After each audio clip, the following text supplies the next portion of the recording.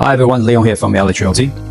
With the newly announced federal budget last week, many buyers are now watching closely to see whether the upcoming tax changes will impact the property markets. At this stage, we don't think there will be much immediate direct impact on the North Shore markets, particularly in the core family and prestige markets, but the investment property segment may shift its course in the long run, especially if interest rate stays higher for longer.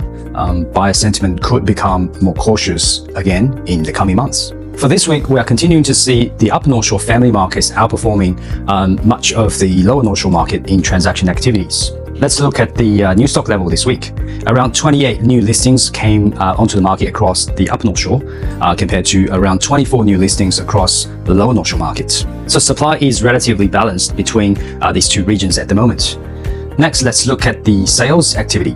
On the Upper North Shore, we saw around 16 sales this week, including 4 sales in Pymble, 4 sales in Wahroonga, and 4 in Turramurra. No recorded sales in Roseville or Killara this week, showing just how tightly held some of these suburbs are. Meanwhile, on the Lower North Shore, there were around 12 sales in total, with Mossman again dominated the activities by contributing 6 transactions this week. And outside of Mossman, most Lower North Shore suburbs saw very limited transactions activities this week. Now, looking at some of the standout sales from this week, on the Upper North Shore, 14A Browns Road in Gordon sold for $6.08 million prior to auction.